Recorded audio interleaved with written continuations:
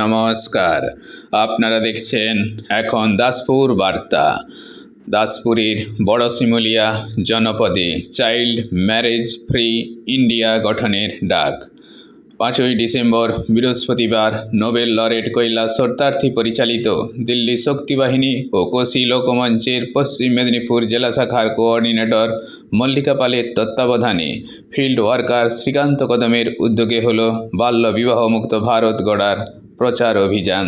দাসপুর 1 নং ব্লকের বড় শিমুলিয়া জনপদে এখানে শহীদ ক্ষুদিরাম বসু স্মৃতিরক্ষা সোসাইটির প্রাঙ্গণে বীর বিপ্লবীর 136তম জন্মোৎসবে আয়োজিত সভায় শত শত মানুষের উপস্থিতিতে বাল্যবিবাহের কুফল, শিক্ষা, স্বাস্থ্য, অর্থনৈতিক অবক্ষয়ের দৃষ্টান্ত, শিক্ষাশ্রী, সবুজ সাথী, কন্যাশ্রী, রূপশ্রী প্রভৃতি শিক্ষার্জন সহায়ক প্রকল্প পরিচিতি সহকারে সচেতনতামূলক মুখ্য আলোচনায় ছিলেন ভারত সরকারের শিশু সুরক্ষা কমিশনের সম্মানিত মহারাজপুর উচ্চ বিদ্যালয়ের প্রধান শিক্ষক সুভাষচন্দ্র দত্ত ও এই প্রতিবেদক। বড় শিমুলিয়া থেকে রিপোর্টে শ্যামসুন্দর দোলই, সাথে শ্রীকান্ত কদম। Like and follow with subscribe এখন দাসপুর বার্তা। এই দাসপুর বার্তায় যুক্ত হন আলোর পথে। সেই 1850 খ্রিস্টাব্দে ঈশ্বরচন্দ্র বিদ্যাসাগর আমাদের গর্ব। তিনি সর্বশুভঙ্করী পত্রিকায় উল্লেখ করেছিলেন বাল্যবিবাহ দোষের। বাল্যবিবাহ দোষের কেন? কারণ বাল্যবিবাহ তৎকালীন যুগে যেমন ছিল, স্বয়ং ঈশ্বরচন্দ্র বিদ্যাসাগরই বিয়ে দেওয়া হয়েছিল নাবালক অবস্থায়। এরকম অনেক মনীষী নাবালক অবস্থায় এবং অনেক বালিকা, সমস্ত বালিকাকেই নাবালক অবস্থায় বিয়ে দেওয়া হতো এবং 12 বছরের মধ্যে রজস্বলা হওয়ার পূর্বেই।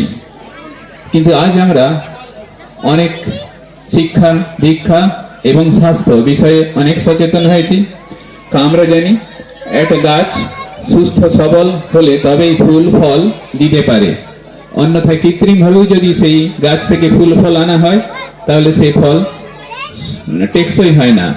ঠিক এই জন্য বাল্য বিবাহ এখন যেটা নির্ধারিত হয়েছে 18 বছরের নিচে মেয়েদের ক্ষেত্রে, 21 বছরের ক্ষেত্রে ছেলেদের ক্ষেত্রে।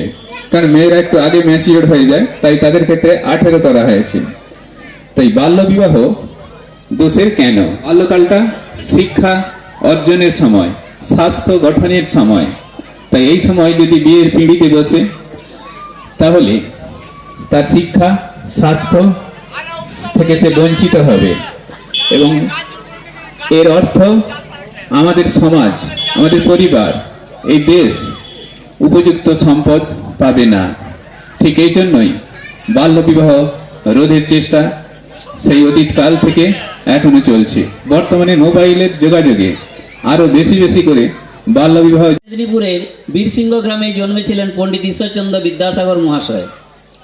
তার যে বিভিন্ন কর্মধারা, সেই কর্মধারাগুলির মধ্যে অন্যতম ছিল বিধবা বিবাহ প্রচলন, বহু বিবাহ নিবারণ, মানুষের সেবা, নারী শিক্ষার বিস্তার এবং বাল্য বিবাহ রোধ।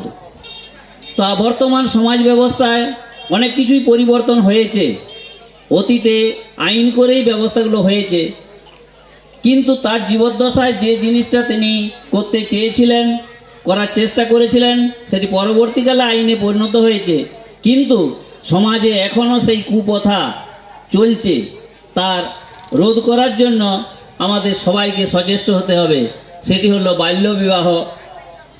বাল্যবিবাহ কি এটা আপনারা সবাই জানেন যে 18 বছরের নিচে মেয়েদের এবং 21 বছরের নিচে ছেলেদের যদি কোনোভাবে বিয়ে হয় বা তারা পালিয়ে যায় সংঘবদ্ধভাবে, বা তারা একসাথে সহবাস করে, তো সেটা হবে বাল্যবিবাহ।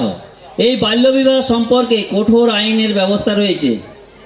যদি আইনগত দিক থেকে তারা ধরা পড়ে বা সরকারের দৃষ্টিতে আসে তাহলে মেয়েদের শাস্তি হোমে এবং ছেলেদের হবে জেলে। তো এই বিষয়ে আমাদের প্রত্যেককে সচেতন থাকতে হবে।